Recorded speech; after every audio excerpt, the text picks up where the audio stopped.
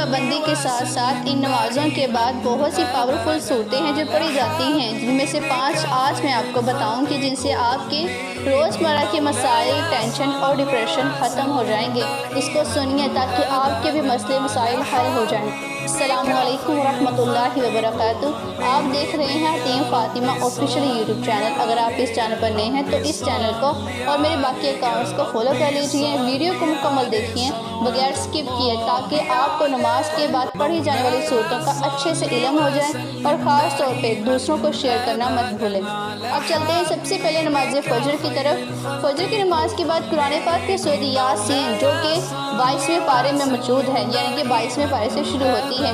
اس سورت کو اللہ سبحانہ تعالیٰ فرماتا ہے کہ اگر کوئی شخص اس کو صبح فجر کی نماز کے بعد پڑھتا ہے تو اللہ سبحانہ تعالیٰ پورے دن کے معاملات کو اپنے ہاتھ میں لے لیتا ہے، یعنی پورے دن کے معاملات جو ہیں وہ آپ کے سنور جاتے ہیں۔ اس کے بعد ہے نماز ظہر۔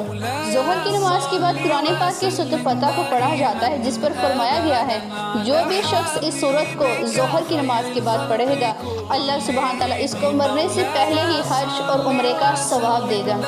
اب باری ہے نماز عصر کی۔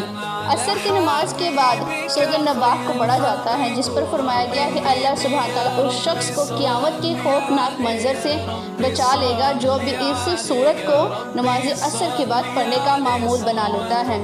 اس کے بعد ہے نماز مغرب۔ مغرب کی نماز کے بعد قرآن پاک کی سورۃ الواقعہ سے پڑھنے سے کیا ہوتا ہے؟ آپ نے سورۃ الواقعہ کے بارے میں بہت کچھ سنا ہے، جس پر اللہ سبحانہ تعالیٰ فرماتا ہے کہ جو مغرب کی نماز کے بعد یعنی کہ رات کو پڑھتا ہے تو اللہ سبحانہ تعالیٰ مرتے دم تک اس شخص کو کسی کا بھی محتاج نہیں رکھتا۔